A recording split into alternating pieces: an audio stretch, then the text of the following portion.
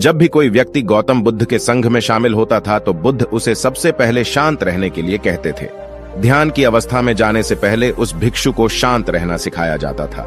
आज के दौर में हर तरफ सौरी शोर है। इसकी वजह से दिमाग में तनाव पैदा होना लाजमी है। ऐसे में अगर आप हर रोज कुछ देर मौन रहने का अभ्यास करते हैं तो इससे आपके तनाव पैदा होने वाले हार्मोन के लेवल में कमी आती है।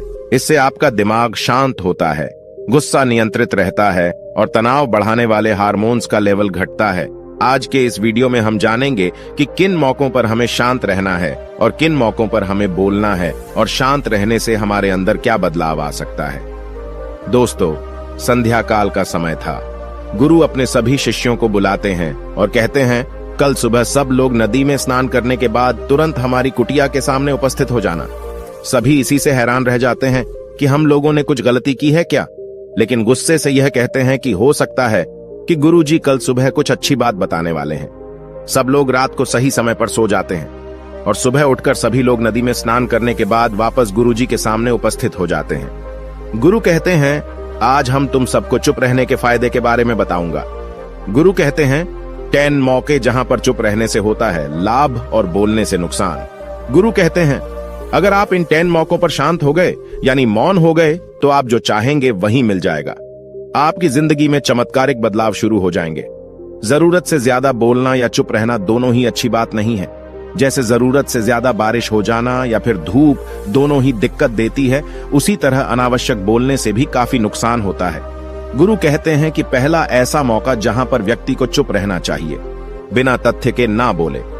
गुरु ने कहा, अगर आपके पास कोई तथ्य नहीं है तो वहां चुप रहने में ही भलाई है। चुप बैठने से दिमाग में नई कोशिकाओं का निर्माण होता है और इससे ज्ञान की वृद्धि होती है। बोलने में भलाई वहीं है जहां आपको किसी चीज के बारे में पूरा ज्ञान हो। अगर आप बिना तथ्य के कहीं बोलते हैं या फिर बेवजह बोलते हैं तो आपका वहां मजाक भी बन सकता है।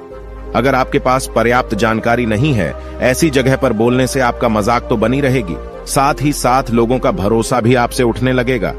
इसलिए ऐसी जगह पर शांत रहो जहां तुम्हें पता ना हो कि क्या बोलना है क्या नहीं। कई बार कुछ लोग ऐसे होते हैं जो हर जगह अपनी उपस्थिति बताने लगते हैं। उन्हें पता नहीं होता है कि हमें क्या बोलना है, लेकिन फिर भी बोलते जाते हैं और फिर बाद में दूसरे लोग उनके जाने के बाद उनका मजाक उड़ाते हैं। जब तक आपको उस तथ्य के बारे में अच्छा ज्ञान नहीं है, उसके बारे में पता नहीं है, तो वहां चुप रहना ही ज्यादा समझदारी है। गुरु ने कहा, दूसरा ऐसा मौका जहां पर व्यक्ति को चुप रहना चाहिए। शब्दों से न पहुंचे ठेस। अगर आपके शब्द किसी को मानसिक ठेस पहुंचा रहे हैं तो वहां चुप हो जाना चाहिए। कमजोर व्यक्ति के बारे में कुछ भी बोलकर आप महान नहीं बन सकते हैं। महान आप किसी कमजोर का साथ देने में बनेंगे। कई बार होता है कुछ लोग अपने से छोटे व्यक्ति को भला बुरा कहते रहते हैं। सामने वाला इंसान तो कद से आपसे छोटा है, वह आपको कुछ नहीं बोलेगा, लेकिन आप उसकी नजरों में गिरते चले जाएंगे। हो सकता है कि कल वह भी आपसे पद में बड़ा हो जाए। पद में आपसे जब वह बड़ा हो जाएगा तो आज जो रवैया आपका उसके साथ है, आने वाले समय में वह भी आपके साथ वही करेगा। आप किसी को नीचा दिखाकर बड़ा नहीं बन सकते हैं। बड़ा बनना है तो अपने से छोटे लोगों का इज्जत भी करना सीखें और साथ ही साथ बड़े लोगों का भी सम्मान करना चाहिए। लोगों को लगता है कि अगर वह अकड़कर बोलेंगे और सामने वाले को नीचा गिराने की कोशिश करेंगे तो वह बड़े बन जाएंगे, तो यह उन सब की भूल है। बड़े होने की बजाय आप उनकी नजरों में गिरते चले जाएंगे। गुरु ने आगे कहा, इसलिए शिष्यों, तुम सब जब भी बोलना आदर भाव से बोलना, ताकि तुम्हारी बात लोगों को अच्छी लगे। बोलने में भाई बहन, माता पिता, मित्र इत्यादि संबोधन शब्दों का इस्तेमाल जरूर करना। इससे तुम्हारी मान प्रतिष्ठा तो बढ़ेगी ही, साथ ही साथ लोगों की नजरों में तुम समझदार व्यक्ति बनते जाओगे।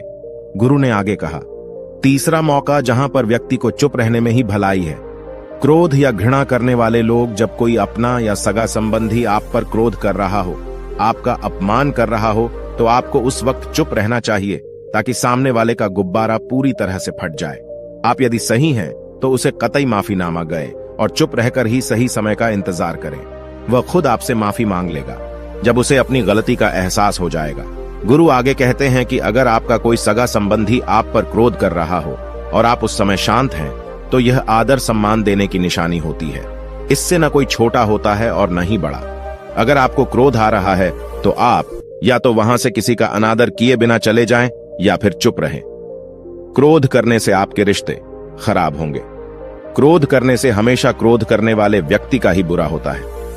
गुरु आगे कहते हैं कि एक बार की बात है, एक सांप जंगल से भागते हुए किसी राजा के घर में पहुंच गया। लोगों ने छेड़खानी की तो वह बहुत ही गुस्सा हो गया, जिससे घर में जो तलवार पड़ी हुई थी उसी को लपेटकर कसने लगा और धीरे धीरे उसका पूरा शरीर कट गया। यह गुस्सा उसे खा गया। ठीक उसी प्रकार हमारा गुस्सा भी हमारे शरीर को तलवार की भांति काटता रहता है। गुस्सा ध्यान से खत्म होता है प्रतिदिन। अगर आप ध्यान की मुद्रा में बैठे हैं तो आपका गुस्सा आपके नियंत्रण में रहेगा। गुरु आगे कहते हैं कि यह तरीका है कि आप प्रतिदिन ध्यान का अभ्यास करें। इससे आपके शरीर में जो हार्मोन्स गुस्से को बढ़ावा देते हैं वह सब तुम्हारे नियंत्रण में रहेंगे, जिससे शरीर गुस्से पर आसानी तुम्हारा से काबू पा लेगा। लेकिन एक तरीका यह भी है कि जब भी आपको गुस्सा आए तो आप यह समझने का प्रयास करो कि क्या मेरा गुस्सा जायज है या नहीं। हमें वहां पर बोलना चाहिए कि नहीं। जब आप खुद इस बात का आकलन लगा पाएंगे तो आपको खुद पता चल जाएगा कि हमें गुस्सा करना चाहिए या नहीं। फिर भी आपको गुस्सा आ रहा है तो आप वहां से हटने का प्रयास करें, वहां से दूर चले जाएं। धीरे धीरे समय के साथ आपका दिमाग शांत हो जाएगा। गुरु ने कहा, चौथा ऐसा मौका जहां पर इंसान को बहुत ही समझदारी के साथ काम लेना चाहिए, वहां पर आपको चुप रहना ही चाहिए, जहां पर उस मुद्दे से आपका कोई संबंध ना हो। अगर आपका किसी मुद्दे से कोई संबंध ना हो तो वहां आपका चुप रहना बनता है। बिना किसी वजह अगर आप दूसरे के मुद्दे पर बोलेंगे तो यह आपके लिए अनिष्टकारी होगा। इसमें केवल और केवल आपका ही नुकसान है। जल्द ही आप किसी दो लोगों के बीच हो रहे विवाद में जल्दी अपनी टांग न डालें। अगर सामने वाला आपको बुला रहा है अपना झगड़ा शांत करवाने के लिए तो ही आप वहां पर जाएं। किसी की व्यक्तिगत जिंदगी में दखल अंदाजी नहीं देनी चाहिए जब तक कि वह व्यक्ति आपको नहीं बुलाता है। अपने झगड़े को शांत करवाने के लिए कुछ लोग फालतू में दूसरे के विवाद में कूद पड़ते हैं। इससे उनके मान सम्मान मर्यादा पर लोग उंगली उठाने लगते हैं। गुरु कहते हैं कि 10 मौकों में 5वां ऐसा मौका जहां पर व्यक्ति को बहुत ही समझदारी के साथ चुप रहना चाहिए। आपके शब्दों से किसी मित्र को हानि न पहुंचे। अगर आपके शब्द सामने वाले के परिवार या मित्रों की प्रतिष्ठा के बारे में बुरी झलक दिखा रहे हैं तो आपको चुप रहना चाहिए। किसी के परिवार या फिर मित्र के बारे में बुरा बोलने से केवल आप ही बुरे बनेंगे। जो चीज आसानी से खत्म की जा सकती है उसे अपने शब्दों से बड़ा न करें।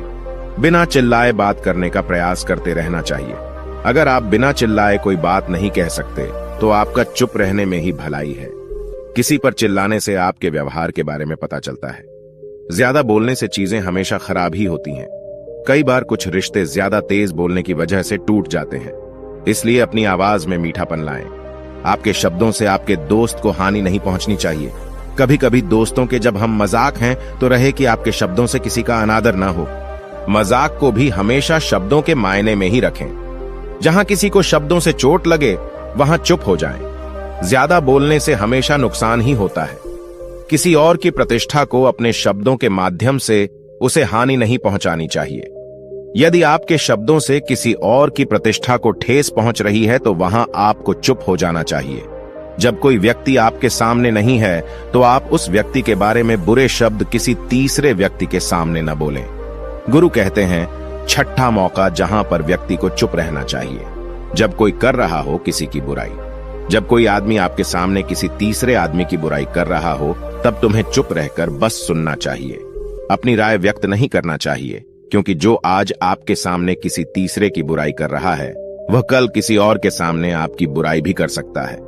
यदि आपने कुछ कहा है तो नीति शास्त्र के अनुसार जो अपने मुंह को बंद रखता है और बुद्धि से काम करता है वही इंसान समझदार होता है। बिना जरूरत के बोलना, किसी के बारे में किसी के बीच में बोलना यह गलत बात है। कभी कभी हमारे लिए बुद्धिमानी इसी में होती है कि हमें अपना मुंह ऐसी जगह पर नहीं खोलना चाहिए। गुरु आगे कहते हैं कि 10 मौकों में 7वां ऐसा मौका जहां पर व्यक्ति को चुप रहना चाहिए, जब कोई नहीं समझे आपकी भावना। यदि आपको लग रहा है कि कोई व्यक्ति आपकी भावना, दुख या परेशानी को शब्दों में नहीं समझ रहा है, यदि आपको लग रहा है कि सामने वाला व्यक्ति आपकी भावना या दुख को या आपकी जो परेशानी है उसको वह समझ नहीं पा रहा है या समझने का प्रयास ही नहीं कर रहा है या वह आपको ध्यान से सुन ही नहीं पा रहा है, तो ऐसे व्यक्ति के सामने आप चुप ही रहें, क्योंकि ऐसे लोगों को आपकी भावना या दुख से कोई मतलब नहीं होता है। ऐसे लोगों को अपना राज बताकर आप पछताएंगे ही बाद में। इसलिए हर किसी को अपने मन की बात नहीं बतानी चाहिए। अगर आपको लग रहा है कि सामने वाला आपकी बात को नहीं समझ पा रहा है, आपकी भावनाओं को नहीं समझ पा रहा है, तो वहां पर आपको नहीं बोलना चाहिए, क्योंकि आज में आपका मजाक ही बन जाएगा जब आपको लगने लगे कि सामने वाला आपकी भावनाओं को ठीक तरीके से समझ रहा है, आप जो कह रहे हैं वह ठीक से सुन रहा है, तभी आप उसे अपनी बात कहें। गुरु कहते हैं कि 8वां मौका जहां पर आपको चुप रहना चाहिए, जब कोई इंसान अपना दुख व्यक्त करे। यदि कोई इंसान अपने दुख या परेशानी को आपको बता रहा है, तो इसका मतलब यह है कि वह आपको अपना समझ रहा है। ऐसे में तुरंत ही उसे समाधान बताने के बजाय चुप रहकर उसके दुख या समस्या को सुने। उसके दुख या समस्या को किसी और को न बताएं। वह इसलिए नहीं बता रहा है कि उसकी समस्याओं का समाधान कर देंगे, बल्कि वह इसलिए भी बता रहा है कि सामने वाला उसकी बात को समझ रहा है। कई बार बताने से दुख कम हो जाते हैं। आपको अपना दुख इसलिए बता रहा होगा कि उसे लग रहा है कि आप उसकी बात को समझ रहे हैं। दुख बांटने से कम हो जाता है। इसलिए जब कोई व्यक्ति अपना दुख आपसे व्यक्त करे, तो आप चुप मारकर उसकी बात को बहुत ही ध्यान से सुनें, ताकि उसके दुख कम हो जाएं। उसके मन का बोझ हल्का हो जाए, क्योंकि उसके मन में जो भी बातें थीं, वह आपको सब बता दिया। गुरु आगे कहते हैं कि 10 जगहों में 9 ही ऐसी जगह जहां पर आपको चुप रहना चाहिए। जहां पर दुष्ट प्रकृति के लोग रह रहे हों और गाली गलौज कर रहे हों, तो आप वहां पर मत जाइए। ऐसी जगहों से आप चुपचाप निकल जाएं, अर्थात अपनी प्रतिक्रिया दिए बिना आप वहां से चले जाएं, क्योंकि जिसकी जुबान खराब होती है, जो दुष्ट प्रकृति के लोग होते हैं, उनको आप ऐसे समय में नहीं समझा सकते हैं। जब उनका दिमाग पूरी तरह से शांत हो जाए, तभी वह आपकी बात सुनेंगे। इसलिए जहां पर दुष्ट प्रकृति के लोगों आपकी बात को न मानते हों और न ही सुनते हों, तो आपको वहां पर नहीं बोलना चाहिए। गुरु कहते हैं कि 10 माह ऐसा मौका जहां पर आपको शांत हो जाना चाहिए। अपनी सफलता का राज हर किसी को न बताएं। कई बार होता है कि कुछ लोग जो सफलता को बहुत ही जल्दी अर्जित कर लेते हैं, वे हर जगह अपनी सफलता का ढिंढोरा पीटने लगते हैं। ऐसे में क्या होता है कि कई लोग आपकी सफलता से खुश नहीं होते हैं। अगर आप अपनी सफलता का जबरदस्ती लोगों में ढिंढोरा पिटवा रहे हैं, तो लोगों की नकारात्मक ऊर्जा आपको प्रभावित कर सकती है। जब आप सफल होंगे, तो सबको पता चल जाएगा कि आप सफल हो गए हैं। ढिंढोरा पीटने से नुकसान आपका ही होगा। इतना कहकर गुरु ने कहा, शिष्यों, आज के लिए बस इतना ही। अगर तुम सब मेरी इन 10 बातों को अपने जीवन में अपना लेते हो, तो तुम सब काफी हद तक परेशानियों से बचे रहोगे। यहां से जाने के बाद मेरी यह बातें आपके जीवन किसी वरदान से कम साबित नहीं होंगी। दोस्तों, मुझे उम्मीद है इस वीडियो से आपको बहुत कुछ सीखने को मिला होगा। अगर आप नए हो तो हमसे जुड़ने के लिए इस चैनल को सब्सक्राइब करना मत भूलिएगा।